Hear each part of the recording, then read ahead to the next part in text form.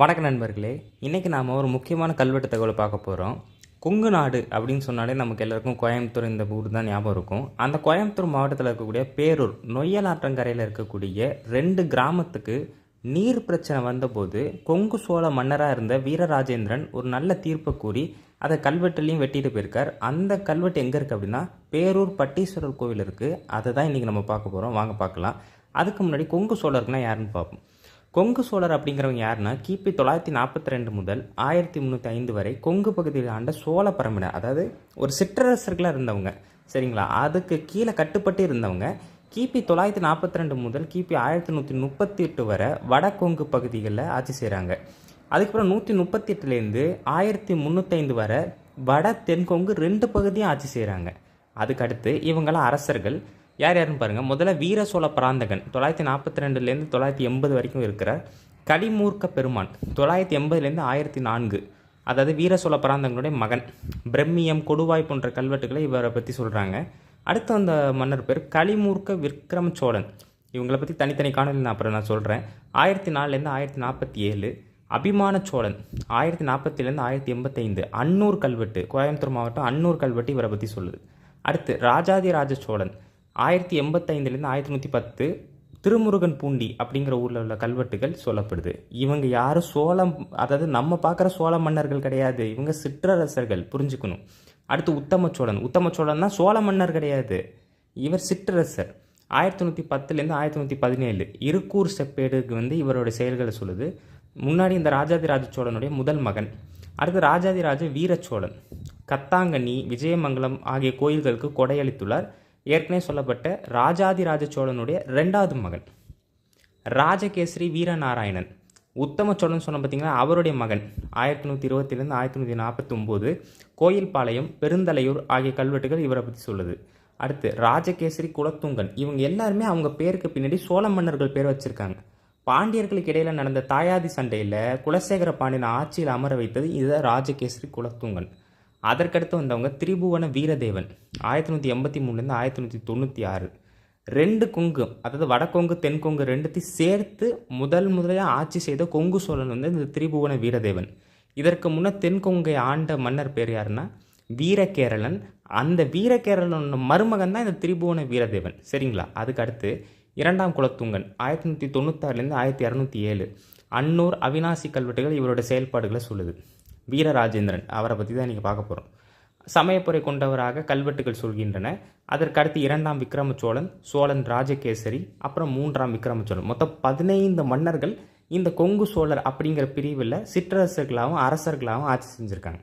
அதுக்கடுத்து சோழர்கள், அதாவது கொங்கு சோழர்களில் நம் சோழர்கள் கொங்கு நாட்டை 3 பிரிவாக பிரிக்கிறாங்க. எப்படின்னா கொங்கண வீர சோழ மண்டலம், இதுக்கு அதிராஜ ராஜ மண்டலம்னு இன்னொரு பேர் இருக்குது. காவேரிக்கு மேற்கு பக்கத்தில், மேற்கு தொடர்ச்சி மலைக்கு கிழக்கு பக்கத்தில் அமைஞ்சுள்ள பகுதி தான் இந்த வடகொங்கு. அது தென்கொங்குன்னு 2 பிரிவாக பிரிக்கிறாங்க. கொங்கண வீர சோழ மண்டலம் கிழக்கே சிங்களாந்தகபுரம் வரை பரவிந்தது. சிங்களாந்தபுரம்ங்கிறது இந்த கொங்கு பகுதியில் இருக்கிற பழைய காலத்து பெயர். இன்றைக்கு இருக்க நாமக்கல் மாவட்டம், கரூர் மாவட்டம் ஆகியவை எல்லாமே வீர சோழ மண்டலத்தில் தான் அடங்கியிருக்கு. நீங்கள் பழங்கால கல்வெட்டு கரூர் சம்மந்தப்பட்ட கல்வெட்டிலே பார்த்தீங்கன்னா இந்த அதிராஜராஜ மண்டலங்கிறது வரும். அதனால் இந்த பகுதி சோழர்களின் நேரடி ஆட்சியில் இருந்திருக்கு. அதன் பிறகு சோழர்களோட நேரடி ஆட்சியில் இல்லாத சமயத்தில் தான் இந்த கொங்கு பகுதிகள், சில பகுதிகள் கொங்கு சோழர்கள்னு இவங்க ஆட்சி செஞ்சுருக்காங்க. அதாவது சிற்றரசர்கள் ஆட்சி செஞ்சுருக்காங்க. புரியுதுங்களா? அதனால தான் இவர்களுக்கு சோழர் பரம்பரை பேரே வருது. அதுக்கு அடுத்து இதெல்லாம் அந்த கோவில் உள்ள சிற்பங்கள்ங்க. சரி, மண்டல பிரிவும் கூட குறிப்பிட்ட வேளாண் பருவநிலையை பொறுத்து அமைந்தது என்பர். இப்போ குறிப்பிட்ட மண்டலத்தில் குறிப்பிட்ட வேளாண் பயிரை விளைவிக்கப்பெறும். குறிப்பிட்ட மண்டலம் அப்படின்னா ஒரு குறிப்பிட்ட இடம் இருக்குது பார்த்தீங்களா, அதில் இந்த பயிர் தான் வளருங்கிற நிலை இருந்தது. அந்த விளைச்சலுக்கு ஏற்றாற்போல் வரியும் விதிக்கப்பட்டது. இப்போ சோளம் விளையிற பகுதியில் சோளம் விளைவிக்கிற வரி மட்டும்தான் வாங்கப்பட்டது, வேறு மற்ற வரிகள் வாங்கப்படவில்லை. அதுதான் இங்கே சொல்கிறாங்க. சோழர் வரி விதிப்பில் விகற்பங்கள் மிகுந்து காணப்பட்டன. எல்லா பகுதிகளில் வாங்கப்பட்ட வரிகளின் எண்ணிக்கை 7 மட்டுமே. 50க்கும் மேற்பட்ட வரிகள் எல்லா பகுதிகளிலும் வாங்கப்பெறவில்லை. சொல்கிற விஷயம் புரிஞ்சுக்கோங்க, தேவையில்லாமல் வரி வாங்கலை, அதான் விஷயமே.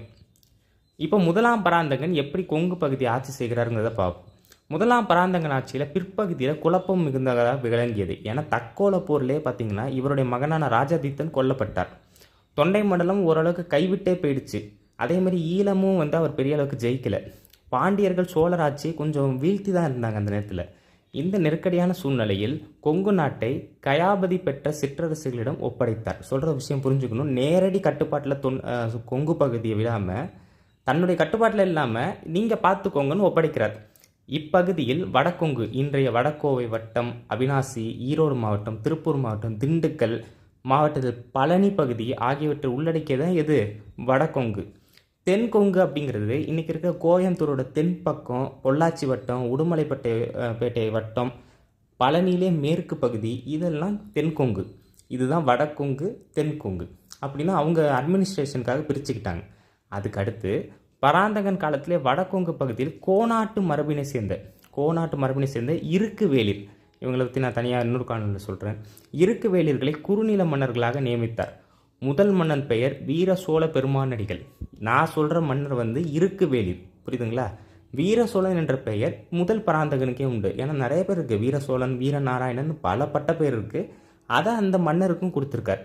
இவர் ஆட்சி 947 தொடங்குகின்றது. அதுக்கப்புறம் இவரை தொடர்ந்து தான் கலிமூர்க்க பெருமாள், முதலாம் விக்ரம சோழன் ஆகியோர் தங்களை கோனாட்டான் என்று அழைத்து கொண்டனர். இவங்கெல்லாம் சிற்றரசுகள். இன்றைக்கி நீங்கள் கொங்கு நாட்டு பகுதியில் உள்ள கல்வெட்டுகள்லாம் இந்த பட்டப்பெயர் கொண்ட கல்வெட்டுகள் நிறையவே இருக்குன்னு நண்பர்கள் சொன்னாங்க. அது இங்கேயும் புலப்படுது.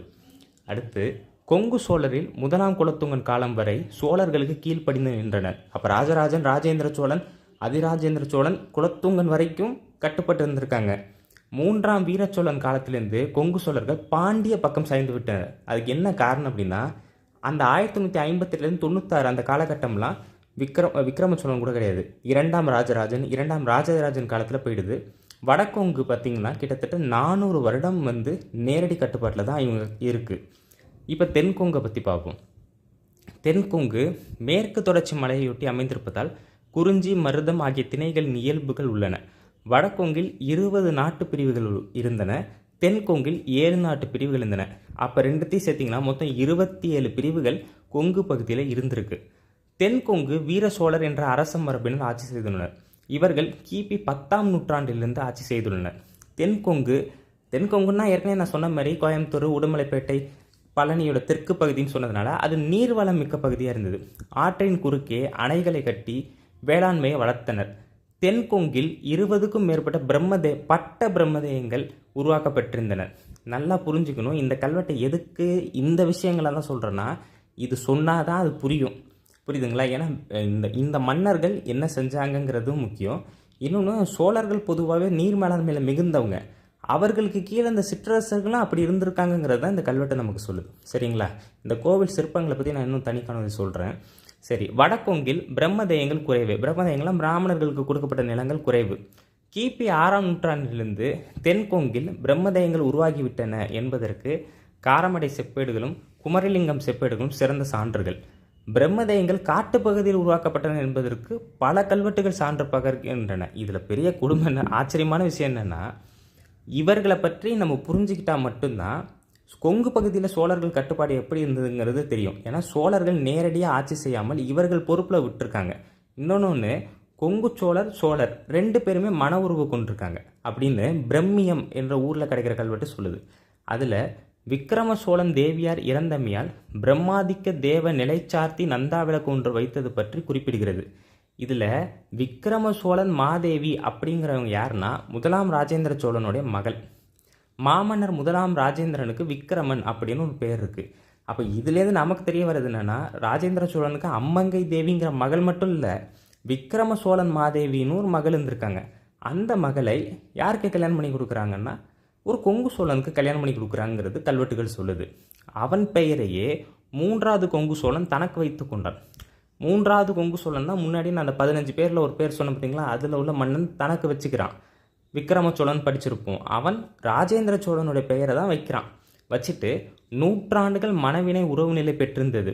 பல வருஷமாக இவங்களுக்குள்ள உறவு முறை இருந்திருக்கு. விக்ரம சோழன் சோழ பேரரசுக்கு கீழ்ப்படிந்து ஆண்டான். ஏன்? அப்போ நடந்த ஆட்சி வந்து ராஜேந்திர சோழருடைய ஆட்சி. அவருக்கு கட்டுப்பட்டு இந்த விக்ரம சோழன் இருக்கார். தஞ்சை சோழர் நேரடி ஆட்சியில் இருந்த சேலம், கருவூர் பகுதியில் சோழ பேரரசின் முறையே பின்பற்றிருந்தது. ஏன்னா அவங்க தான் ஆட்சி செய்கிறாங்க. இவர் சிற்றரசராக இருக்கிறார். கொங்கண வீரசோழ மண்டலம் கொல்லிமலை நாடு, கீழங்க நாடு, வெங்கல நாடு, தட்ட நாடு, அரைய நாடு, பூந்துரை நாடு என நாட்டு பிரிவுகள் உருவாக்கப்பட்டிருந்தது. இது எல்லாமே சோழர் காலத்தில் உருவாக்கப்பட்டு அது ஒவ்வொரு டிவிஷன்ஸாக கன்வெர்ட் பண்ணி அதை கொங்கு சோழர்கள்ட்ட ஒப்படைக்கிறாங்க. அதன் பிறகு அவங்க பாண்டியர்கள் பக்கம் செய்கிறதெல்லாம் வேற கதை. ஊராட்சியை பற்றி பார்ப்போம். சோழர்கள் ஆட்சி ஏற்பட்ட பின்பும் கொங்கில் பண்டைய ஊராட்சி முறையை நிலை பெற்றிருந்தது. வேட்டுவரில் வேளாண், மருதங்க வேளாண், கருவூர் வேளாண் போன்ற பெயர்களை குறிப்பிடலாம். வேட்டுவர் மரபில், அதாவது வேட மரபில் நிலை பெற்றிருந்த குழு தலைவர்களே அந்தந்த ஊர் வேளாண்களாக சோழர்களால் மாற்றப்பட்டனர். அதாவது அந்த வேட மரபில் வரக்கூடிய ஒரு குழுவோட தலைவருக்காக பார்த்தீங்களா, அவங்க தான் அந்த ஊர் வேளாண் அதிகாரிகளாக நியமிக்கப்பட்டிருக்காங்க. சோழர் ஆட்சியின் தொடக்க நாட்களில் நாட்டு சபை உருவாக்கப்பெறவில்லை. ஒரு நாடுன்னு இருந்தால் அதுக்கு ஒரு சபை இருக்கும்ல, அது உருவாக்கப்படல. பெரும்பாலும் நாட்டு தலைவர்கள் ஆட்சியில் விடப்பட்டிருந்தது. இப்போ என்ன விஷயம்னா, சபையாக உருவாக்காமல் இந்த நாட்டுக்குன்னு தலைவர் இருப்பாங்க பாருங்க, அவங்க பொறுப்பில் ஒப்படைச்சிட்டாங்க. பின்னால் தான் புரிஞ்சுக்கிறாங்க அது சரிப்பட்டு வராது, இதுக்குன்னு ஒரு சபை வேணும்னு சொல்லி தான் பின்னால் எல்லா கல்வெட்டுலையும் நீங்கள் நல்லா கவனிச்சிங்கன்னா ஊர் சபைன்னு வரும். அந்த ஊர் சபை இருந்ததுனால தான் அட்மினிஸ்ட்ரேஷன் சரியாக நடந்தது, மன்னருக்கு அந்த தகவல் சரியாக போணுச்சு. அடுத்து கொங்கு நாடு சங்க காலத்திலே தனிப்பகுதியாக விளங்கியது. கொங்கு நாட்டு மக்களை கொங்கர் என்று சங்க இலக்கியம் குறிப்பிடுகிறது. இருப்பினும் சோழர்கள் முடிசூடக்கூடிய 5 ஊர்களில் கொங்கு நாட்டு கருவூரும் ஒன்றாக விளங்குகிறது. இன்னும் சொல்லப்போனால் சேர நாடுன்னு சொல்கிறதுல தான் இப்போ இந்த கொங்கு நாடு அடங்குது. அதே போல் இந்த கரூர் அப்படிங்கிறது ஒரு காலத்தில் சேர நாட்டினுடைய மிகப்பெரிய தலைநகரமாக இருந்திருக்கு. அது பழைய பேர் கருவூர். சங்க காலத்திற்கு பின்னர் சில நூற்றாண்டுகளில் கொங்கு நாட்டுக்கும் சோழ நாட்டுக்கும் தொடர்பின்றி இருந்தது. சோழர்களும் களப்பிரர், பல்லவர், முத்தரையர் அதிகாரத்துக்கு கீழே வலிமை குன்றிருந்தனர். ஆமாம், கிட்டத்தட்ட ஒரு 500 வருடங்கள் வலிமை குன்றி தான் இருந்தாங்க. ஏன்னா பல்லவர்கள், இடையில வந்த களப்பிரர்கள், அப்புறம் முத்தரையர்கள் காலத்துலலாம் கொஞ்சம் வலிமை குன்றியிருந்த காரணத்தினால இந்த சோழர்களுக்கும் கொங்கு நாட்டு பகுதியில் இருந்த மக்களுக்கும், அதாவது அந்த அரசாட்சிகளுக்கும் சம்பந்தம் இல்லாமல் இருந்தது அப்படிங்கிறது இது இந்த சங்க இலக்கியங்கள் மூலமாக தெரியுது. அதன் பிறகு அந்த விஜயாலய சோழன் சோழ பரம்பரை மீட்டதுக்கப்புறம் 2 பேருக்கும் உறவு ஏற்படுத்துகிறார். அடுத்து வந்த மாமன்னர் ஆதித்த சோழன் கொங்கு நாட்டை கைப்பற்றினார். அவர் கொங்கு நாட்டிலிருந்து பொண்ணு தான் தங்கத்தை கொண்டு சிதம்பரம் கோவிலில் பொன் வைந்தார். அப்போ இதுலேருந்து தெரிய வருது என்னன்னா, பராந்தக சோழனுக்கு முன்னாடி ஆதித்த சோழனும் பொன் வைந்திருக்கிறார். நிறைய மன்னர்கள் இந்த கோவிலுக்கு பொன் வைஞ்சிருக்காங்க, அதில் ஆதித்த சோழனும் ஒருவர். அடுத்து மாமன்னர் பராந்தக சோழன் காலத்திய கல்வெட்டுகள், அதுதான் இப்போ நம்ம பார்த்தோம். அவர் காலத்தில் தான் நிறைய, அதாவது பராந்தக சோழன் கால ஆட்சி முறையை பார்த்திங்கன்னா ரொம்ப ஒரு குழப்பம் நிறைந்ததாக இருக்கும். அவர் வெற்றியும் பெற்றிருப்பார், தோல்வியும் அடைந்திருப்பார். அப்படிப்பட்ட ஒரு வித்தியாசமான மன்னர் பராந்தக சோழருடைய திருவிடைமருதூர் கல்வெட்டு, இதை நானும் படிச்சிருக்கேன். அதில் என்ன சொல்லுவாங்கன்னா, ஸ்வஸ்தி ஸ்ரீ மதுரை கொண்ட கோப்பரகேசரி பன்மர்க்கு ஆண்டு 20வது கொங்கில் சோழனார்காய் ஸ்ரீ காரியம் ஆராய்கின்ற. அப்போ என்னன்னா, பொதுவாக இந்த ஸ்ரீ காரியம் ஆராய்கின்றவங்க அப்படிங்கிறவங்க யாருன்னா, அது ஒரு அரச பதவி. அந்த பதவியில் இருக்கிறவங்க கோவிலில் உள்ள சமய பணிகளை மேற்கொள்கிறவங்க, அந்த விழாலாம் நடக்கிறதுக்கு உண்டான ஆளுங்க. அவங்க எந்த ஆளை நியமிச்சிருக்காரு பாருங்க, கொங்கு நாட்டு பகுதியில் உள்ள ஆளை தான் நியமிச்சிருக்கார். அவங்க பேர் காரி நக்கனார் மேநாயகத்து அப்படின்னு ஒரு வார்த்தை வருது. அடுத்து மாமன்னர் கண்டராதித்த சோழர் கொங்கு சேர நாட்டியலில் இருந்த பழம்பாதையை திருத்தி சீராக்கினார். அந்த பாதைக்கு பேர் ராஜகேசரி பெருவழின்னு வைக்கிறார். இதை நான் இன்னொரு காணொலியில் சொல்கிறேன். கண்டராதித்த சோழன் மனைவியர் செம்பியன் மாதவி கொங்கு கொல்லி மலவரையர் மகள். இதுதான் கல்வெட்டிலே சொல்லப்படுது. திருச்சோற்றுத்துறை மாதிரியான கல்வெட்டுகள் சொல்லுது தான் கொங்கு கொல்லி மலவரையர் மகள். நமக்கு தெரிஞ்சது மலவரையர் மகள்ங்கிறது தெரியும், ஆனால் சில கல்வெட்டுகளை கொங்கு கொல்லி மலவரையர் மகள்னு குறிப்பிடுறாங்க. அதற்கடுத்து வந்த மாமன்னர் சுந்தர சோழனுடைய இலங்கை படையெடுப்பில் கொல்லி மலவரையர் கலந்து கொண்டனர் அப்படின்னு திருச்செங்கோடு செப்பேடு சொல்லுது. சுந்தர சோழன் காலத்தில் 2 செப்பேடு ஏற்றப்படுது. ஒன்று அன்பில் செப்பேடு, இன்னொன்று திருச்செங்கோடு செப்பேடுகள். அதில் இந்த திருச்செங்கோடு செப்பேடு இந்த விஷயத்தை சொல்லுது. அதற்கு பின்னால் வந்த மாமன்னர் ஆதித்த கரிகாலனின் 4ஆம் ஆட்சியாண்டு. இன்னொன்று தெரிஞ்சுக்கோங்க, ஆதித்த கரிகாலர் இளவரசர் மட்டும் இல்லை, அவர் பரகேசரி. அவர் காலத்து கல்வெட்டு கொங்கு நாட்டில் கிடச்சிருக்கு. அவர் 4 வருஷம் ஆட்சி செஞ்சிருக்கார் இணையரசனாக. ஆனால் இந்த பொன்னியின் செல்வன் மாதிரியான இது தவறாக காட்டுது. மாமன்னர் உத்தம சோழன், அவரும் பின்னால் வந்தவர், கொங்கு நாட்டு பகுதியை ஆட்சி புரிந்தார். சேலத்தின் மேற்கிலும் காங்கேய நாட்டிலும் உத்தம சோழபுரம், உத்தம சோழ சதுர்வேதி மங்கலம் அப்படிலாம் பேர் வந்திருக்கு. இன்றைக்கி பார்த்தீங்கன்னா சில இடங்கள் இந்த பேர் இருக்கும், உத்தம சோழ சதுர்வேதி மங்கலம் கல்வெட்டிலே சொல்லுவாங்க. அப்போ அதெல்லாம் பின்னால் மாற்றப்பட்டது. அதன் பின்னர் வந்த ராஜராஜன், பின்னர் பேரரசன் ராஜராஜன் கருவூர் தேவரை குலகுருவாக கொண்டார். அதன் பிறகு அது சாபம் அடைந்தார் அப்படிங்கிறதெல்லாம் சொல்லப்படுது. அதெல்லாம் என்னங்கிறத அப்புறம் சொல்கிறேன். ராஜராஜனுக்கு ஒரு நூற்றாண்டிற்கு முன்பே கொங்கு மண்டலம் சோழர்களின் கீழ் இருந்தது. கிட்டத்தட்ட ஆதித்த சோழன் காலகட்டத்திலே வந்துட்டு. எனவே ராஜராஜனின் புகழ் வாய்ந்த மெய்கீர்த்தியிலும் கொங்கு நாடு இடம்பெறவில்லை. அங்கே தான் நீங்கள் புரிஞ்சுக்கணும். கொங்கு நாடு இயல்பாகவே ராஜராஜ சோழனுக்கு முன்காலத்திலேயே கைப்பற்றப்பட்டது. அதனால தான் மெய்கீர்த்திகள் அவர் என்ன பண்ணலை, கொங்கு நாடை நான் வெற்றி பெற்றேனே சொல்லவில்லை. அதுக்கடுத்து குடகுமலை தலைவன் மணிஜாவுக்கு சத்திரிய சிகாமணி கொங்கால்வான் அப்படிங்கிற ஒரு பட்டத்தை ராஜராஜன் கொடுக்குறார். குடகுமலை தலைவனா இங்கே சொல்லப்படுறது யார், அந்த இது கர்நாடக மாநிலத்தில் உள்ள குடகு பகுதி ஆட்சி செஞ்ச மணிஜா அப்படிங்கிறவனுக்கு இந்த பட்டத்தை கொடுக்குறார். அது அடுத்து தென்னார்காடு மாவட்டம் திருக்கோவிலூர் கீழூர் வீரட்டானேஸ்வரர் கோயிலில் ராஜராஜன் காலத்தில் உள்ள கல்வெட்டு தெளிவாக சொல்லுது. அது என்ன சொல்லுதுன்னா, ராஜராஜனோட தாய் அதாவது சுந்தர சோழனோட மனைவியான வானவன் மாதவி தன் கணவர் இறந்த பின் அவங்களும் தீப்பாய்ந்து இறந்துடுறாங்க. அதை எப்படி சொல்கிறாங்க பாருங்கள். அதில் கங்கப்பாடி கல்வி கொங்கம் வெளிப்படுத்தருளி, கொங்கம்னு ஒரு வார்த்தை வருது பாருங்கள். அப்போ அதாவது இந்த கல்வெட்டுக்கும் அதுக்கும் சம்மந்தம் இல்லை, அவங்க இறந்த செய்திக்கு சம்மந்தம் இல்லை. அதற்கு முன்னால் ஒரு வார்த்தையோடு சொல்கிறாங்க, அதில் கொங்கம் அப்படிங்கிற ஒரு வார்த்தையும் வருது. அவள் ஏன் இந்த கொங்கம்னு வருதுன்னா, இங்கே வர அந்த கங்கப்பாடிங்கிறது குடகுமலை பக்கத்தில் உள்ள பகுதி, அதில் உள்ளவனுக்கு கொங்கம் அப்படிங்கிற ஒரு பட்டப்பெயர் கொடுக்கப்பட்டது அப்படின்னு சொல்லப்படுது. அதுக்கடுத்து கொங்கு நாட்டை சோழனின் நேரடி ஆட்சியிலிருந்து நீக்கிய செய்தியாக இதை ஊகிக்கலாம். அப்போ இதுலேருந்து புரிஞ்சிக்க வேண்டியது என்னென்னா, இந்த திருக்கோவிலூர் கல்வெட்டுலேருந்து நம்ம புரிஞ்சிக்க வேண்டியது, கொங்கு பகுதிங்கிறது நேரடி கட்டுப்பாட்டில் இல்லாமல் கொங்கு சோழர்கள் அப்படிங்கிற சிற்றரசர்கள்ட்ட ஒப்படைக்கப்பட்டது நமக்கு தெரியுது. கொங்கு சோழனுடைய முதல் அரசன் கோக்கலி மூர்க்க விக்ரம சோழன் அப்படின்னு கோவை கிழார் சொல்கிறாரு. இவரே 1004 முதல் 1049 வரை ஆட்சி செய்தவர். இவருக்கு வீர சோழ பெருமானடிகள் அப்படிங்கிற பேரும் கிடைக்குது. ஆலந்தூரில் கிடைக்கிற ஒரு வட்டெழுத்து கல்வெட்டு என்ன சொல்லுதுன்னா, ஸ்வஸ்தி ஸ்ரீ சோனாட்டான், வார்த்தையை கவனிங்க, சோனாட்டான் வீரச்சோழ பெருமானடிகள் தான் குறிப்பிடுறாங்க. இந்த விக்ரம சோழன் கோக்கலி மூர்க்க விக்ரம சோழன் தான் வீரச்சோழ பெருமானடிகள்னு குறிப்பிடப்படுறவர். அவர் தன்னை சோனாட்டான் தான் குறிப்பிடுறார். சோழ நாட்டை சேர்ந்தவன், அங்கே இருக்கக்கூடிய அரசருக்கு கட்டுப்பட்டவன் அப்படிங்கிற மாதிரி தான் அந்த வட்டெழுத்து கல்வெட்டில் குறிப்பிடப்படுறதுனால இவர்கள் சோழர்கள் காலத்தில் இருந்த சிற்றரசுகள்ங்கிறது புலப்படுது. இப்போ நம்ம கல்வெட்டுக்கு வரும். இதுதான் அந்த கல்வெட்டு. இது எங்கே இருக்குன்னா, கோவை மாவட்டம் பேரூர் பட்டீஸ்வரர் கோயிலில் கருவறை தெற்கு புற சுவரில் இந்த கல்வெட்டு இருக்குது. ரொம்ப முக்கியமான ஒரு கல்வெட்டுங்க. அந்த காலத்தில் உள்ள நீர் பிரச்சனை பற்றி தெளிவாக அந்த கல்வெட்டு சொல்லுது. இந்த கல்வெட்டை இப்போ நம்ம பார்க்கலாம்.